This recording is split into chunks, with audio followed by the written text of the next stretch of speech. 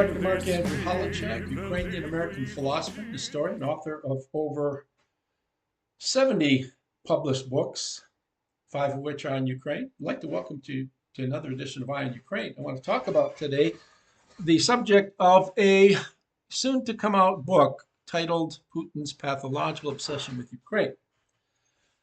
Now, Andrei Illarionov, who was an economic advisor to Putin early in the presidency, has told us that Putin has had his eye on Ukraine at least since 2003. And of course, he has not acted on it till 2014, when the time at least seemed to him to be chaotic. And it proved to be chaotic with the confusion going on in Ukraine in the year 2014. Now, Putin wants Ukraine, of course, for a number of reasons, and I go through all those reasons rather thoroughly in my book, some of which he is not afraid to say. One being that the land of Ukraine was gifted in 1954 on the 300th anniversary of the Treaty of Pereyaslav. So it really rightfully belongs, and he even adds that it was gifted illegally in 1954. Ukraine's always been a part of Russia as a second reason. Ukraine and Russia had their roots in Kyiv-Rus many centuries ago, so they're one people. So it's silly for them to be two distinct nations, the argument goes.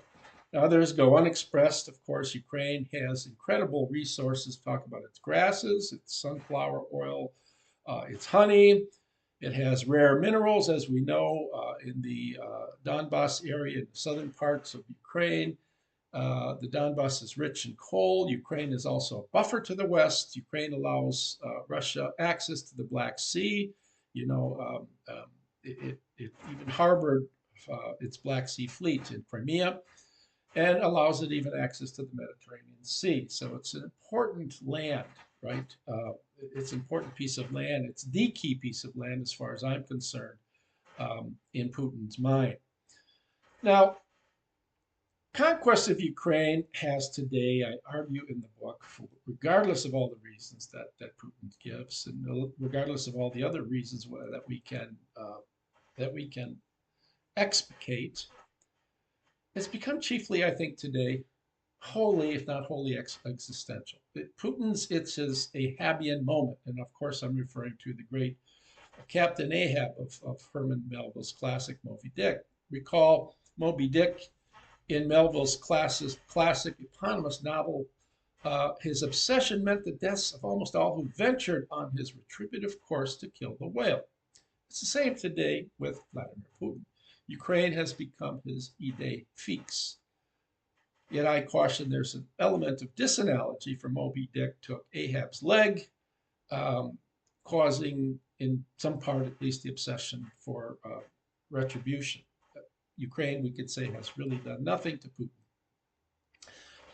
Now, even if Putin captures Ukraine in his obsessive quest, and I think that's wholly improbable given the current state of affairs in Russia, things are declining every day. Its capacity to ship oil and gas out to countries that need gas and oil is in declination. And so forth. The economy is terrible. Russians are not procreating, so there's a constant diminution of the number of accessible males to fight in the military and people to work in the factories, so forth and so on. I could go on and on. But anyways, he has pushed Russia to the brink. It is completely a military economy and can only sustain itself in the short term, if not even in the long term, as a military nation. Now, if he fails to capture Ukraine, or if Ukraine forces Russia to surrender, or if Putin is overthrown by some putsch, Russia will fall into the category of a second-tier nation and a second-tier military power, as did Sweden after it lost the Battle of Poltava to Peter the Great, and soon wound up on the losing end of the Great Northern War. I want to say a little bit more about the Great Northern War because I think Putin clearly fashions himself another Peter the Great. Now, historian Peter Brown writes of the singularity of the battle. I quote from him. He says, "In modern times, there are few battles like Poltava leading to two such fatefully and ultimately disparate outcomes for the national histories caught up in these sanguinary struggles. Both contestants at or near the height of their military fortunes, but one side destined to climb and the other destined to fall. Both Charles XII, the King of Sweden, very young man at the time, and Peter, relatively young man, were wagering throughout for supremely high stakes, the fate indeed of the survival of the two nations. I add more than that, the fate of Europe. The future of Europe was on the line, unbeknownst to these two kings. Now, the great irony of the story is that the diminutive dictator, Vladimir Putin, who studies assiduously Russian history and who fashions himself as the incarnation of Peter the Great, will go down in Russian history as one of the most incompetent Russian leaders. It cannot be otherwise. He's not as he sees himself, the incarnation of Peter the Great. Now, he always falls back on Peter and says, okay, the Russian-Ukrainian war is nearing the end of its fourth year, but who cares? It took Peter 21 years to win the Great Northern War. So persistence, which is certainly a characteristic, it's a trait of Russians, especially Russian leaders, is key to victory here.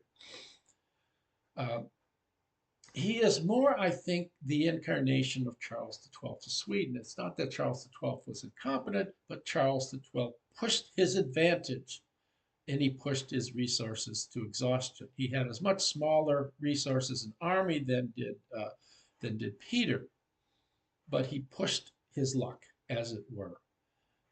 And he wound up being injured in Battle of Tava, and his leadership was, for the most part, delegated or relegated to inferiors and so forth.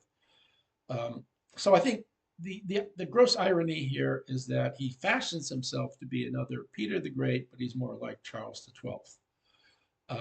Upon Putin's deposition and what seems likely his death, Russia will struggle for decades to recover and regain some sense of identity, global presence, and global respectability. By that time, it will likely not be the largest country in the world, but it will have fragmented into several, if not many, independent nations, each perhaps in search of an identity independent of its Russian past. I hope you have enjoyed this video. If you have, please give it a like and please share it. And I am, as always, the Colonel, Polkovnik, and I say to you, ta-ta for now. Thank you for watching.